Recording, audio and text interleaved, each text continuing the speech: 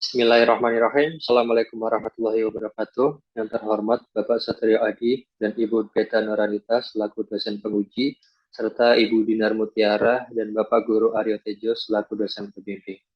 Di video kali ini saya akan mempresentasikan hasil penelitian skripsi saya, yaitu evaluasi aplikasi M-Bendan RSUD Bendan Kota Pekalongan menggunakan UI UX. Disusun oleh saya sendiri, Amri Lokman Muzaki, serta Ibu Dinar Mutiara dan Bapak Guru Aryo Tejo selaku dosen pembimbing.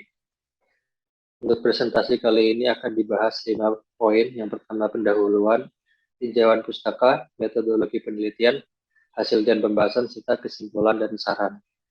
Untuk pembahasan yang pertama, yaitu pendahuluan, akan membahas tentang latar belakang. RSUD Bendan merupakan penyelenggara pelayanan kesehatan dan pelayanan rujukan di Kota Pekalongan. RSUD Bendan bekerjasama dengan BPJS Kesehatan dengan bentuk kerjasamanya yaitu wajib menginformasikan ketersediaan ruang rawat inap yang terintegrasi dengan Aplikare. Dari kerjasama tersebut kemudian lahirlah sebuah aplikasi yang bernama Mobile Bendan atau M-Bendan. Berdasarkan penelitian terdahulu dari Septian tahun 2021, rumah sakit yang mengimplementasikan aplikasi memiliki masalah yaitu kurang optimalnya penggunaan aplikasi pada pasien usia lanjut. Kemudian Nielsen pada tahun 2013 juga menyebutkan bahwa orang tua memiliki masalah dengan mekanika dasar menggunakan komputer. Kemudian Khairina pada tahun 2017 menyatakan bahwa layanan atau aplikasi yang berinteraksi langsung dengan masyarakat perlu dilakukan quality control dalam hal usability. Dalam hal ini adalah aplikasi M-Bendan. Berdasarkan latar belakang tersebut, dirumuskan masalah sebagai berikut. Yang pertama, mengukur tingkat usability aplikasi M-Bendan yang digunakan saat ini. Yang kedua, mengetahui apa saja kendala yang dilalui pengguna, khususnya pengguna usia lanjut, usia di atas 35 tahun. Yang ketiga, menghasilkan rancangan rekomendasi yang sudah disesuaikan dengan kebutuhan pengguna usia di atas 35 tahun. Terakhir, mengukur tingkat usability aplikasi M-Bendan setelah dilakukan perbaikan untuk mengetahui apakah rancangan rekomendasi lebih baik dari aplikasi saat ini. Kemudian tujuan penelitian ini yaitu menghasilkan rancangan rekomendasi yang dapat meningkatkan usability aplikasi khususnya untuk pengguna di atas 35 tahun. Selain itu, manfaatnya yaitu diharapkan dapat meningkatkan layanan informasi dan kesehatan kepada pasien dan masyarakat luas di lingkungan RSUD Bendan Kota Pekalongan. Selanjutnya akan dibahas tentang tinjauan pustaka. Pada penelitian ini dilakukan studi literatur terdahulu dan dikumpulkan beberapa studi literatur. Yang pertama yaitu evaluasi kebergunaan website prakerja dari Yolanda tahun 2021, kemudian perancangan pengalaman pengguna pada aplikasi antrian rumah sakit menggunakan metode Human Centered Design oleh Ali Baziat pada tahun 2021. Yang ketiga, pengujian usability website Pondok Pesantren Qodratullah menggunakan sistem usability scale oleh Purwading Tias dan Effendi tahun 2020. Penelitian keempat yaitu evaluasi web usability pada modul aplikasi daftar online rumah sakit berdasarkan Nielsen model dengan metode user testing dan teknik heuristic evaluation oleh Khairina tahun 2017. Terakhir, evaluasi dan perbaikan aplikasi online RSAM dengan menggunakan metode usability testing dan sistem usability scale dari Ramadan tahun 2021. Pembahasan selanjutnya yaitu metodologi penelitian. Untuk alur penelitiannya sebagai berikut. Yang pertama, identifikasi masalah dan studi literatur. Kedua, penentuan aspek usability. Ketiga, persiapan material. Keempat, usability testing tahap pertama menggunakan aplikasi M-Bendan saat ini.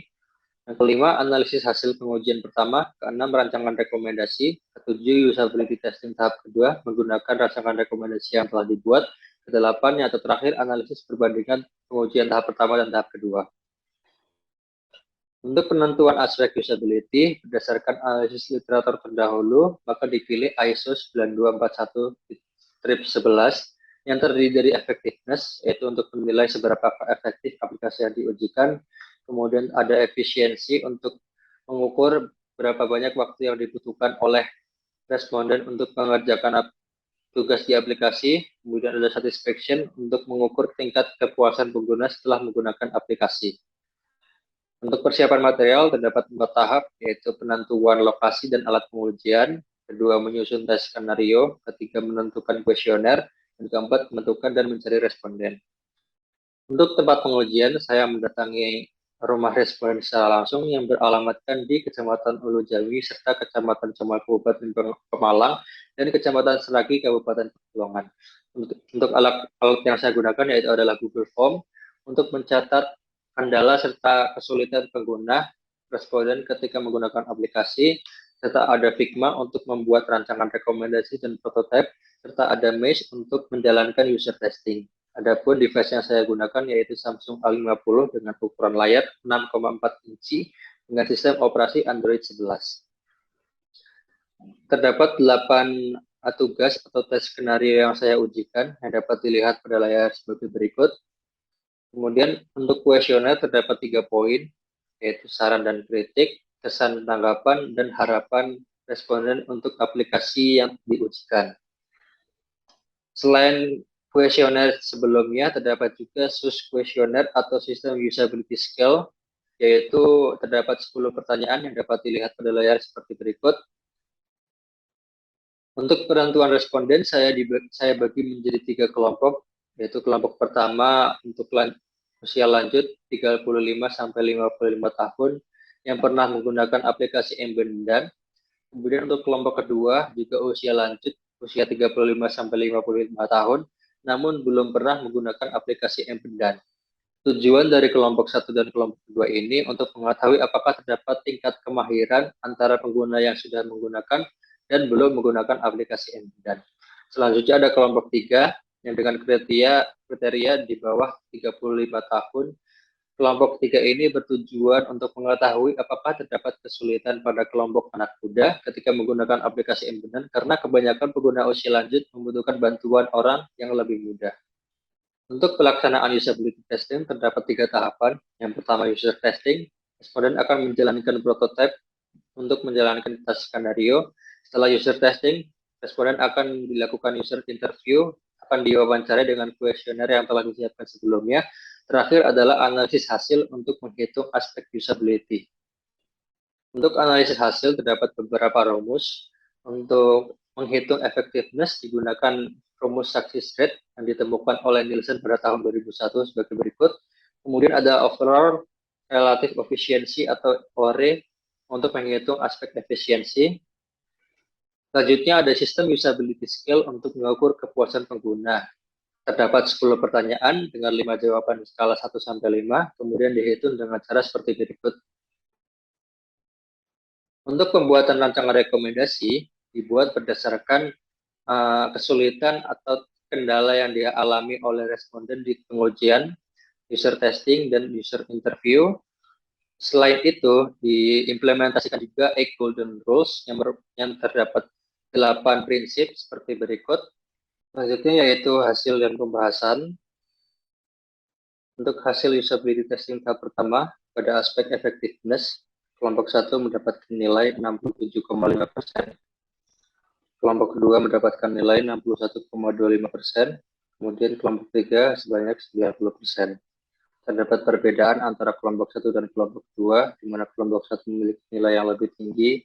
Hal ini terbukti bahwa terdapat perbedaan tingkat kemahiran antara kelompok 1 yang pernah menggunakan aplikasi Embedded dengan kelompok 2 yang belum pernah menggunakan aplikasi Embedded. Kemudian aspek efisiensi, kelompok 1 bernilai 48,40%, kelompok kedua bernilai 26,18%, kelompok 3 71,51%. Untuk aspek satisfaction, kelompok 1 mendapatkan nilai 51%, kelompok 2 35%, dan kelompok 3 61%.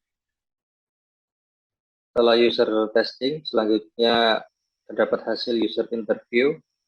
Pada tabel berikut ini dikumpulkan atau dirangkum beberapa kesalahan atau saran dari responden yang sering muncul dan dirangkum dalam satu tabel berikut ini dan dikelompokkan berdasarkan skenario. Terdapat 19 kesalahan atau saran dari responden. Kemudian selain user testing dan user interview dengan responden, saya juga menjalankan user testing dan user interview dengan internal RSUD Bindan.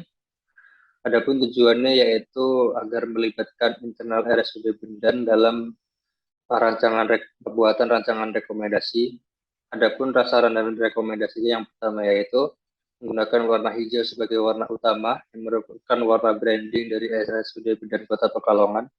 Yang kedua yaitu menggunakan Lexan font family karena memiliki bentuk yang jelas sehingga dapat dibaca dengan baik oleh kelompok usia manapun. Yang ketiga, membuat fitur pencarian dan filter pada halaman jadwal dokter. Keempat, membuat fitur pencarian dan filter pada saat pemilihan poliklinik dan dokter ketika pendaftar rawat jalan. Berikut ini akan ditampilkan rancangan rekomendasi yang telah dibuat. Rancangan rekomendasi dikelompokkan berdasarkan tes skenario. Yang pertama yaitu aktivasi dan login, seperti ini tampilannya. Yang kedua adalah melihat jadwal dokter, seperti ini. Melihat ketersediaan tempat tidur, seperti ini.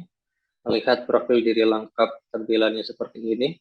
Melihat profil RSUD Bindan, tampilannya adalah seperti ini. Mendaftar rawat jalan atau poliklinik, tampilannya sebagai berikut. Kemudian ada melihat antrian poliklinik seperti berikut. Terakhir ada melihat riwayat berobat seperti gambar berikut. Kemudian ini adalah analisis perbandingan untuk pengujian pertama dan pengujian kedua, yang mana yang hijau tua merupakan pengujian tahap pertama dan hijau muda merupakan pengujian tahap kedua.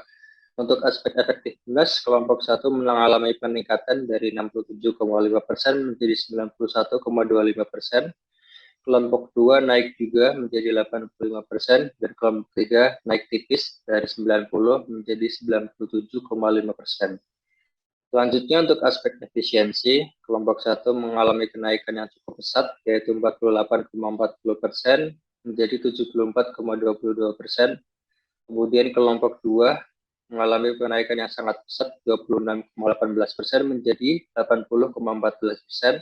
Kemudian kelompok 3, 71,51% menjadi 93,55%. Terakhir untuk perbandingan aspek satisfaction, kelompok 1 mengalami kenaikan dari 50% menjadi 77,5%, kelompok 2 35 menjadi 69,5%, kelompok 3 dari 61% menjadi 85%. Kemudian ini adalah grafik untuk rata-rata analisis perbandingan pertama dan kedua, dikelompokkan berdasarkan aspek usability dari effectiveness, efisiensi, dan satisfaction, semua aspek mengalami kenaikan. Kemudian untuk user interview, di usability testing tahap kedua dirangkum sebagai berikut. Untuk hasil user interview di tahap kedua ini diharapkan dapat menjadi pertimbangan atau dasar untuk pembuatan rancangan rekomendasi selanjutnya atau penelitian selanjutnya. Kemudian didapatkan juga hal-hal yang perlu diperhatikan dalam merancang aplikasi, khususnya untuk pengguna usia lanjut atau usia di atas 35 tahun, sebagai berikut. Yang pertama, hindari penggunaan bahasa Inggris untuk memberi label tombol atau menu aplikasi. Yang kedua, ukuran huruf atau font yang digunakan sebaiknya tidak kurang dari 14 pixel. Ketiga, formulir hendaknya memperhatikan ukuran kotak formulir atau label formulir. Keempat, menghindari penggunaan warna background yang terlalu kontras dengan warna tulisan di atasnya. Terakhir, yaitu menghindari proses atau tahapan yang terlalu panjang atau banyak ketika menggunakan aplikasi. Terakhir pada pembahasannya yaitu kesimpulan dan saran. Kesimpulan yang saya dapatkan pada penelitian kali ini yaitu yang pertama, pengujian tahap pertama menunjukkan rendahnya nilai aspek usability khususnya pengguna dengan usia di atas 35 tahun atau lansia. Yang kedua, kendala yang banyak dikeluhkan yaitu sulit melihat tulisan dan tombol yang berukuran kecil atau warna background yang tidak kontras. Yang ketiga, dalam merancang sebuah aplikasi, perlu memperhatikan ukuran huruf dan hindari warna background yang tidak kontras atau samar. Terakhir, pengujian tahap kedua menunjukkan peningkatan nilai aspek usability sehingga rancangan rekomendasi yang dibuat terbukti dapat memudahkan pengguna. Saran yang saya sampaikan yang pertama, melibatkan usability expert dalam proses pengujian usability sehingga mendapatkan masalah usability dan saran yang lebih banyak. Kedua, dapat dilakukan pengujian dengan responden yang lebih banyak. Ketiga, dapat menggunakan aspek usability lainnya seperti usefulness, easy of use, memorability, dan lain sebagainya. Akhir dari presentasi, kurang lebihnya mohon maaf. Terima kasih. Wassalamualaikum warahmatullahi wabarakatuh.